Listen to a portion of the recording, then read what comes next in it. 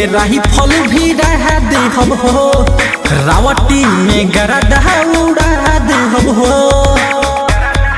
ए सुनो तरीस, ढोहिए मेरा ही फल भी रहा दे हम हो, रावटी में गरदा उड़ा दे हम हो। ऐसे चाह के लो रानी घोरी घोरी के हो, ऐसे चाह के लो रानी घोरी घोरी के हो।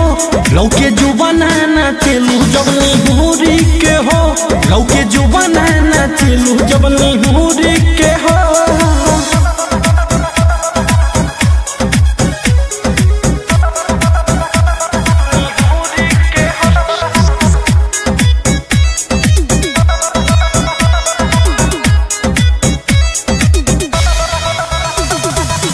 आजे ना रानी तो के छोड़ब हो, भूया सुता के रात भर कोड़ब हो।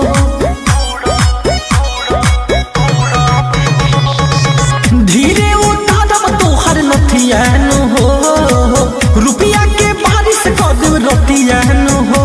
कमर नाचेलू खूबे तोरी तोरी के हो, कमर नाचेलू खूबे तोरी तोरी के हो।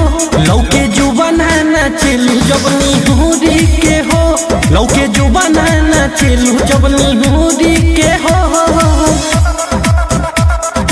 म्यूजिक बाय विकास बिहारी।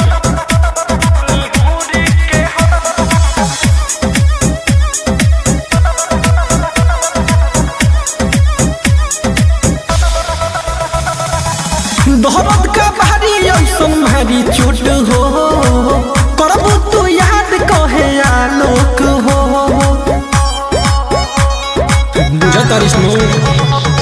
शिवम विजय हवे खाती रंगदार, रात भर चुसावत रहिए अंगूठा के फार। गजन कह दी समान थोड़ी थोड़ी के हो, गजन कह दी समान थोड़ी थोड़ी के हो।